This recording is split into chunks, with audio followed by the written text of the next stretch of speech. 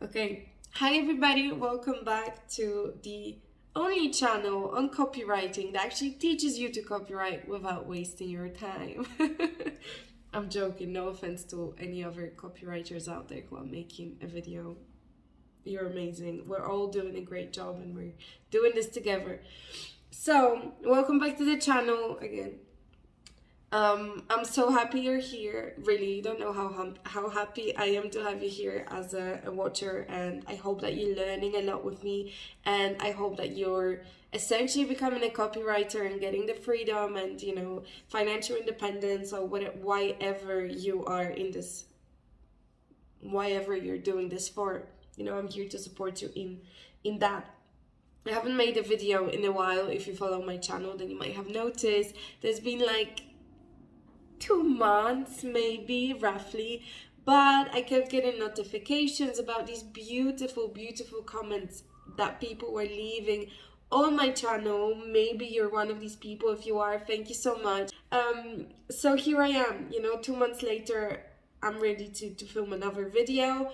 I moved from London. Now I am in beautiful Mexico, where we have the Caribbean beaches and sunshine, and I have so much energy, and I hope that I can just make a lot of beautiful videos. So anyway, let's get into it. Today's video is going to be all about how to avoid and deal with annoying clients. So I made a video before, or quite a few videos, about how to get clients, right?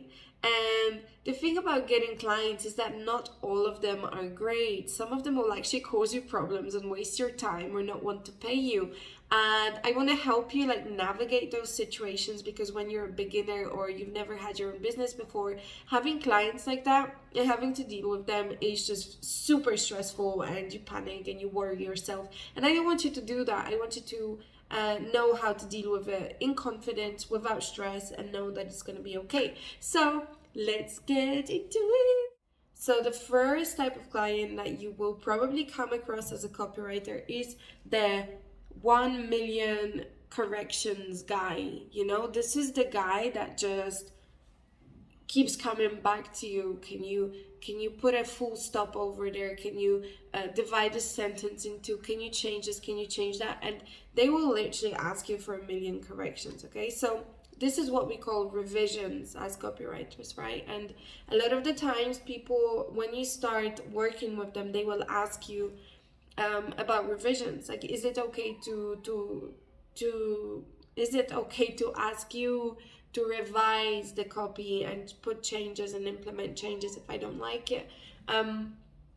And usually most copywriters work on either having an unlimited revisions basis, which is me, or having a limited revisions basis. So they will, for instance, give you 3 chances, right? 3 revisions. And let me explain this to you. So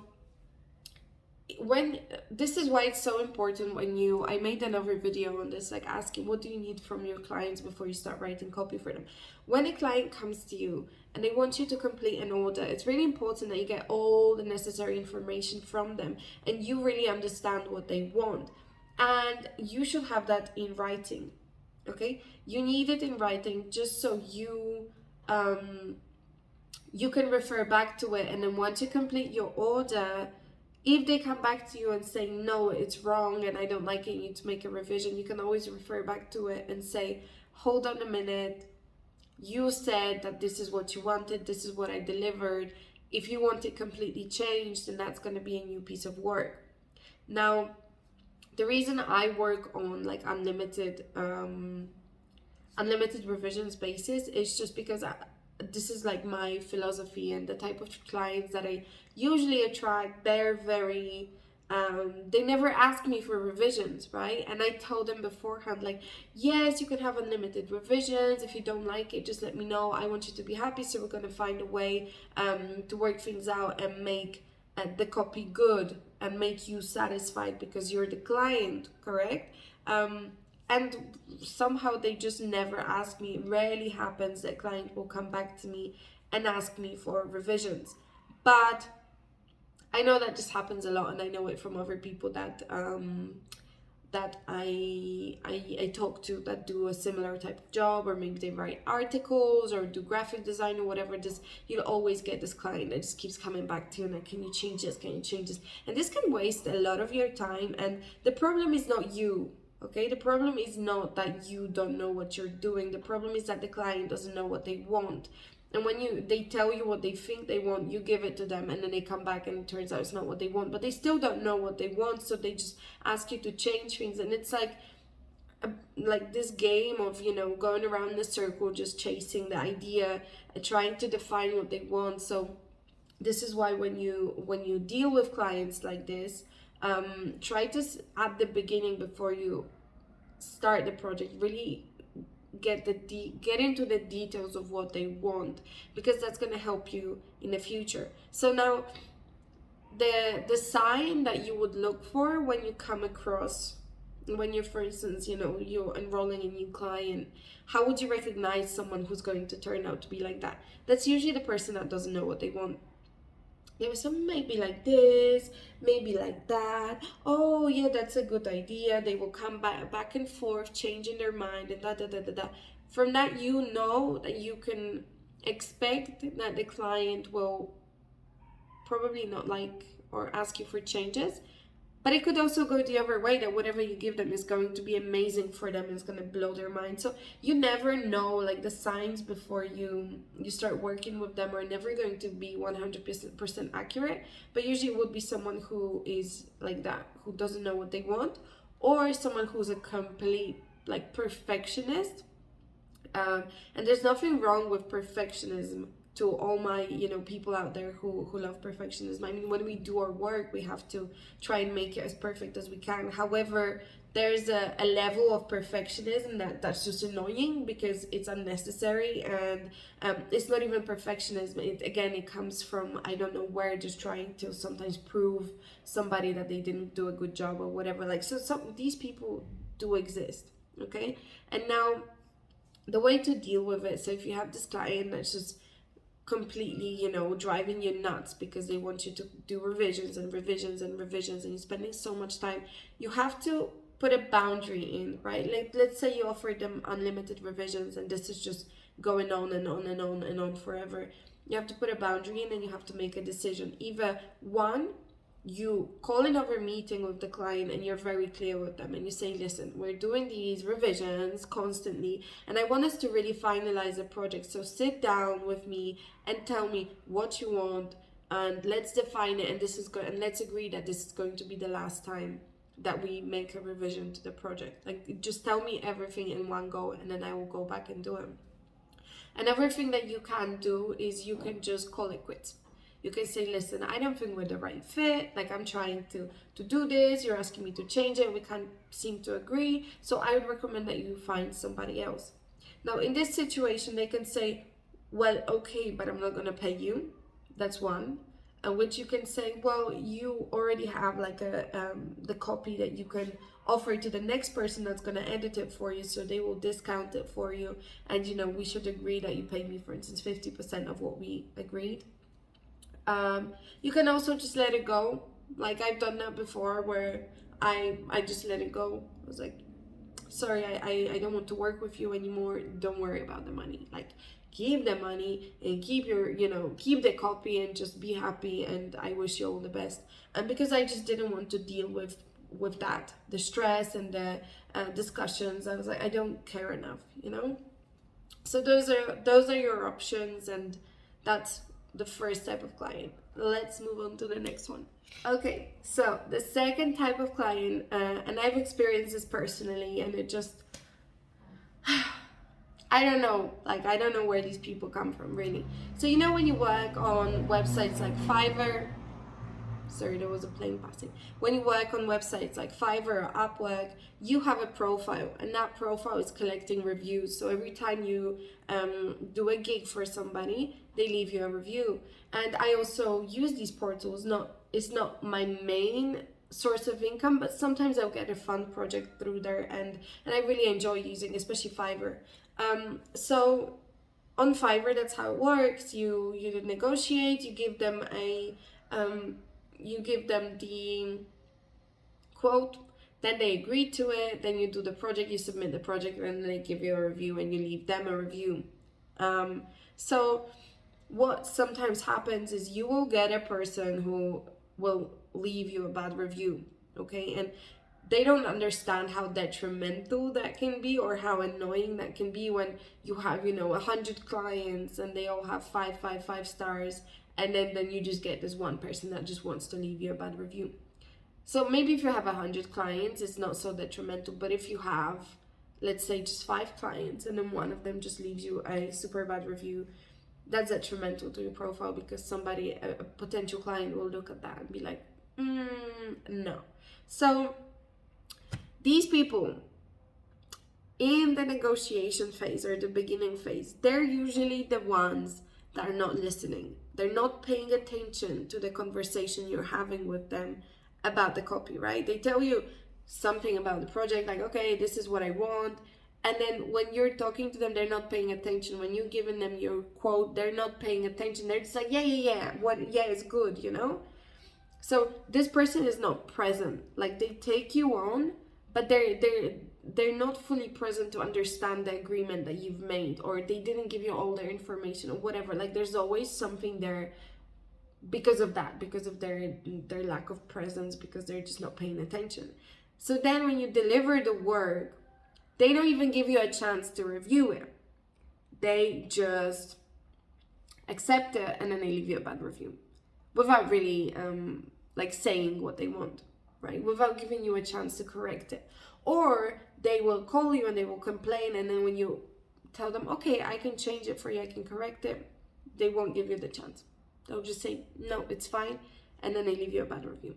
Okay, so this happens, and we know people like that in our personal lives as well, who would rather, it's almost like they take joy in leaving bad reviews for people. And there are a few things that you can do to deal with it. Okay, well, once the review is there, it's there, so you can't do anything. Okay, yeah, no, there's just one way of dealing with it, and you're just gonna be like, okay, well, it's done now. They left a review and you can't do anything. I mean, you can speak to them and ask them to... Okay, so let's just cut all that. So once that happens. You can't do anything. So the only thing you can do is essentially during the negotiation phase, just try to maybe get more. If you see that they're not present, you can try to get more information out of them and say, okay, reconfirm, so this is what you want, and this tone of voice for this many words about this, and just really try to get them to confirm and commit in writing as well to what they've asked you to do, so that later on when they complain, you can again show them that from the beginning and say, but hey, you've asked for this and I delivered, and I'm offering to help you. Or what you can also do is just when you see that someone is not paying attention while you're talking to them, you just don't engage with them. You just say, look, I don't know, my calendar is too busy, or I just had an emergency, or whatever, I just don't think we're the right fit. I can recommend that you look here or there, or you go to this person. I've had someone leave me a bad review because they said I'm too expensive. And it's like, we agreed the rate before going through. It's like if you go to a supermarket and you see something that you can't afford, or you think is too expensive, you don't go and complain about it, you just don't buy it. But this person went ahead with the order, and then in the end they turned around and they said, well, I can't work with you because you're too expensive. So I'm going through. Okay, number 3, and this is my favorite. This is the guy that just doesn't want to pay you. I'm saying guy, but it could be a woman, right? The client. So this is the person that just doesn't want to pay. Okay?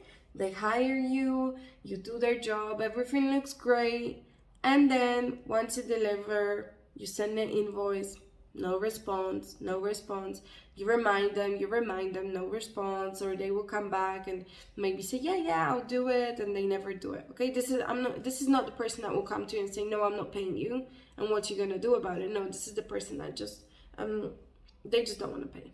And they might even have the cheek to come to you and give you another order, even though they have an outstanding invoice. And it's not always that they never want to pay you, it's just that they will make you wait a really long time until they pay you. So these clients, they creep up on you. Like, they look amazing at first. They agree the project with you. They have an amazing business. It's really fun. You like talking to them. Everything just looks perfect, right? You could almost be friends with that person. You do their order. Everything just goes so smoothly and so great, and they really love the work, and you love working for them. Until you send an invoice, and then it just silence, and you send reminders and whatever, but it just keeps going. So the way to deal with these people is, there are a few things. So the first process you're going to go through is like, yes, you send them the invoice, and then you send them the reminder like a week later, and you send them another reminder maybe a few days later, and do it for as long as you feel comfortable. Then comes a point where you start worrying, right? And you say, come on, like, this is not fair. I did my work. So if you have more work to do for that client, this is where you put the line and you say, I'm not gonna do anything else for you until you pay me.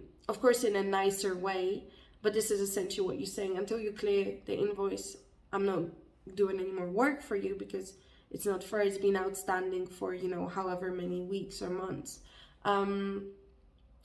If you're not doing any more work for them, then you could do something like, there are services which basically take over the invoice from you. So they pay you, they take a fee, and then they chase the client. So it's like out of your way, it's done, and you don't have to worry about it anymore. They will chase the client for that invoice. Of course, this is a more official way, but you can still do it. There's no reason why you wouldn't. What else? If you're doing more work for that client, then what you can agree to is doing half-half. So basically, before you take another project from them, you ask them to pay half up front and then half upon completion, if they're regularly late and you just don't like that and you don't want it.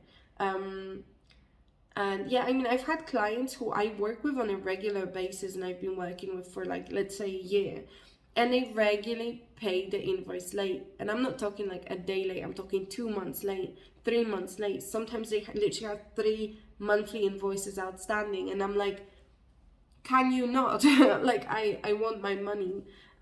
It's also because it helps me plan ahead financially for myself, and these are usually big clients that have a monthly fee with me. So in that case scenario, yeah, I might just get on the phone with them and be like, listen, I don't like chasing you. This is the conversation I've had recently. It's like, I don't like chasing you for the invoices. But we have this many outstanding, and before I continue working on anything else, I'm gonna ask you to clear those invoices. And if your accounting period, for instance, your accountant is putting through invoices every 2 months, tell me, and then I will invoice you every 2 months instead of every month. Or tell me how I can make this easier for you, right? And that doesn't necessarily solve the problem, but it makes them think a little bit more and understand that actually what they're doing is making you feel uncomfortable and you don't like it, and they pay more attention the next time.